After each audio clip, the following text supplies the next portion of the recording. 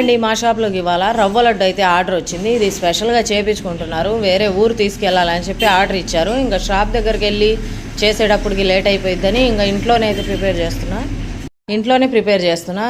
ఇప్పుడు ఒక్కోటి కేజీ బొంబాయి రవ్వ అనుకోండి, కేజీ పంచదార, పాలు, డ్రై ఫ్రూట్స్, కొబ్బరి తురుము, యాలుక్కాయ పొడి కావాలి. దీనికి కావాల్సినవి ఇది ఎలా ప్రిపేర్ చేయాలంటే ఫస్ట్ అయితే అన్నీ ఫ్రై చేసేసుకోవాలి. మనం కట్ చేసి పెట్టుకున్న నట్స్, డ్రై ఫ్రూట్స్, రవ్వ, కొబ్బరి అన్నీ బాగా ఫ్రై చేసుకొని ఇలా 1 by 1 కలిపేయాలి.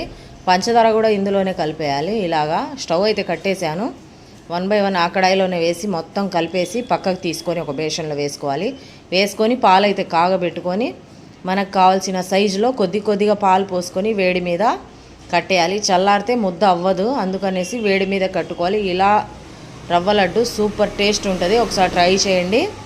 ఓకేనా? ఈ వీడియో నచ్చితే లైక్ చేయండి, షేర్ చేయండి అండ్ సబ్స్క్రైబ్ చేసుకోండి.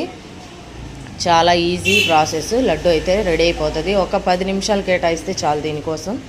లడ్డు చూడండి అలా ముద్దలు అయితే కట్టేయాలి. అంతేనండి. ఎంతో ఈజీగా, ఎంతో టేస్టీగా మీ పిల్లలకి డబ్బాలో వేసి పెడితే స్నాక్స్లో ఈ లడ్డు చాలా బాగుంటుంది. ఓకేనా?